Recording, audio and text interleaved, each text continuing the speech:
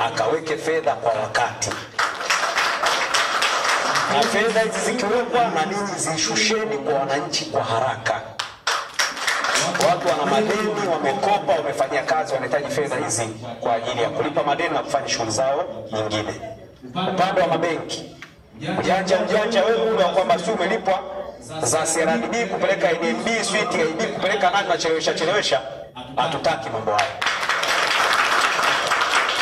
Hela za wananchi zikiingia process, walipe wananchi pesa zao kwa wakati, watu wakale hela zao. Jamani, ukweli huo?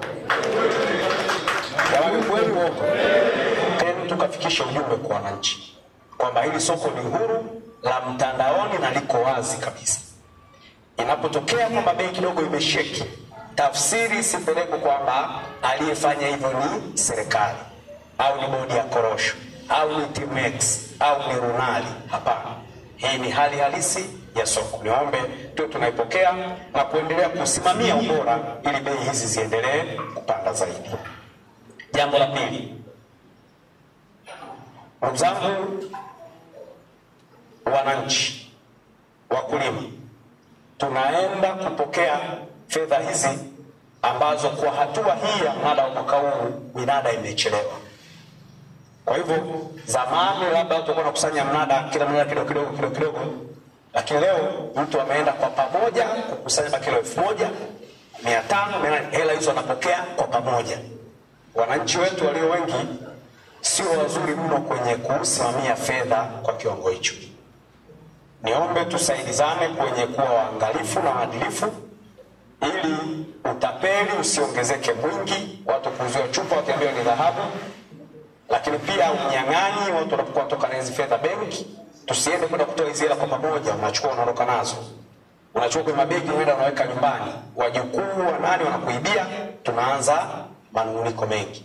Tukajitahidi kutunza fedha zetu, tuwe waangalifu na tumie fedha hizi kwa manufaa ya maandalizi ya korosho msimu ujao. Tuwe na zile zetu ambazo tunatumia kwa matumizi yetu na zile ambazo tunafanya maandalizi kwa ajili ya msimu ujao. Tuende tukawe waangalifu kwenye kutumia fedha hizi. Tusikie ile hatua mara mbuzi anapewa soda na nini. Tuwekeni fedha zetu zitumike katika namna ambayo ni njema zaidi. Naitwa Rashidi Kaisi, ni mkulima wa zao la korosho. Kwa hii bei kiukweli tunashukuru kwa sababu hatukutarajia kutokana na mazingira na hali ya hewa jinsi ilivyokawa, pilika na harakati za uchaguzi zilizozipitia. Kiukweli hatukutarajia. Kwa hiyo tunashukuru. Kiukweli tunashukuru, hii bei tumeridhika nayo, naona itatufikisha kidogo sehemu ambapo, kwa sababu ukizingatia tumetoka kwenye mbaazi, kwenye ufuta, bei zenyewe zilikuwa ndio hizo na hazieleweki.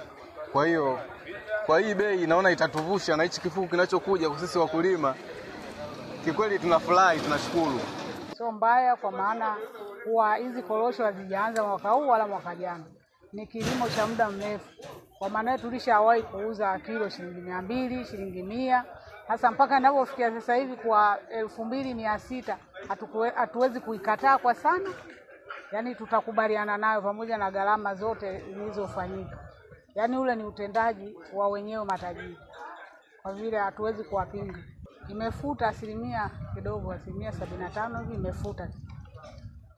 Kwa sababu hatujategemea. Mara ya kwanza tumeona mnada wa mbaazi ulikuwa ni mdogo sana.